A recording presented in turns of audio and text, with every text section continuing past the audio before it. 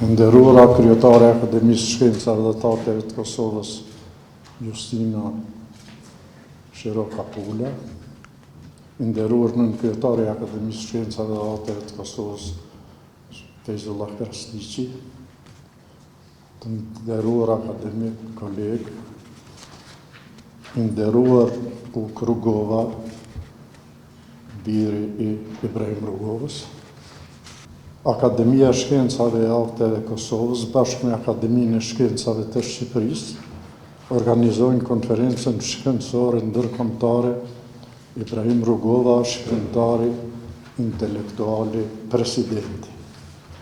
Kjo konferencë mbahet në 20 vjetorin e kalimit të Rugovës në Amshim, kohë e mjaftueshme për të vlerësuar shumëanshëm krijimtarinë dhe veprimtarinë e tij 40 vjeçare, si dhe trashëgiminë e tij kulturore dhe politike në Kosovë dhe në botën shqiptare. Prania e dietarëve albanolog të shquar nga Votra dhe nga bota, sot e këtu, e forcon besimin se do të kemi një kuvendim ditunor që shënon një datë në mbamendjen për kulturën dhe historinë e re shqiptare të Kosovës dhe të popullit të saj. Oratorët e sotëm të brezave të ndryshëm, dietare, dinjitar, që vijnë nga Kosova, Shqipëria, Italia, Franca dhe Britania e Madhe, dëshmojnë vlerësimin për Ibrahim Rugovën, akademik, studiues e filozofi i letërsisë, prisi i popullit Kosovës për liri, atin themeltor të pavarësisë Kosovës, personalitet me përmasa ndërkombëtare. Aktet e kësaj konference shkencore ndërkombëtare do të votohen në një vëllim të veçantë në kolonat e votimeve të Akademisë Shkencave dhe të Arteve të Kosovës brenda këtij viti. Ne nuk kujtojmë vetëm një njeri, por një epokë dhe një vizion. Ibrahim Rugova ishte antar i Akademisë së Shkencave dhe Arteve të Kosovës, studiues i letërsisë, i mendimit i kultivuar dhe personalitete me horizontin e gjerë evropian.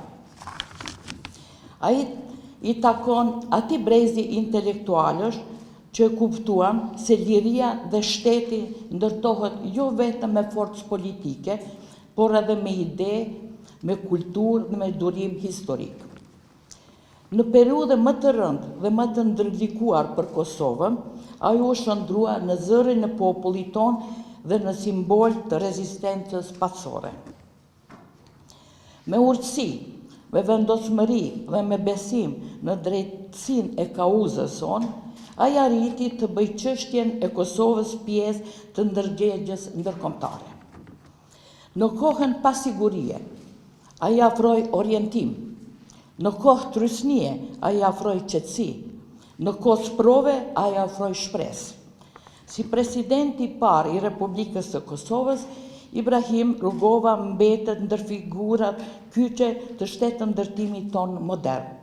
Fjala apo teksti që po lexoj është në emër të Akademisë Shkencave, në përshëndetjen e rastit.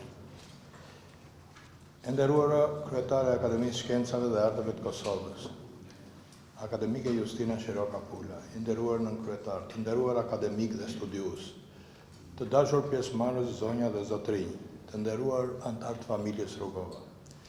Në emër të kryesisë Akademisë Shkencave kam nderin t'ju përshëndes në këtë konferencë shkencore ndërkombëtare, kushtuar figurës së shquar të botës shqiptare, Ibrahim Rugova, shkrimtarit, intelektualit dhe presidentit të parë të Republikës Kosovës.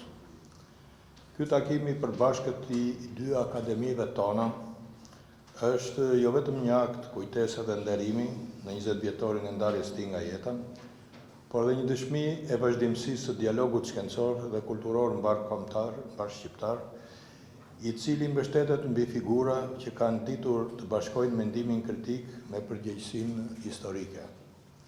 Ky përvjetor i 20 i ndarjes së tij nga jeta na mbledh jo vetëm për të kujtuar një personalitet historik, por për të reflektuar mbi një trashëgimni të shumëfisht që fillon me formimin e tij si studiues i letrave dhe kulmon me rolin e tij si prinjës shtetformues. Rruga e Rugovës drejt këtij roli nis herët në auditor të Universitetit të Prishtinës, ku ai u formua në fushën e gjuhës dhe letërsisë shqipe në një kohë kur vetdia kulturore dhe identitare ishte një formë e rëndësishme e afirmimit kolektiv. Përvoja e tij studimore u thellua mëtej në Paris, ku ai u njoh drejt për drejt me rrymat bashkëkohore të teorisë letrare europiane në ndikimin e mendimit kritik modern. Ky formim ndërkombëtar i dha atij një horizont të gjerë interpretues, që do të reflektoj më pas në gjithë veprimtarinë e tij shkencore dhe publike.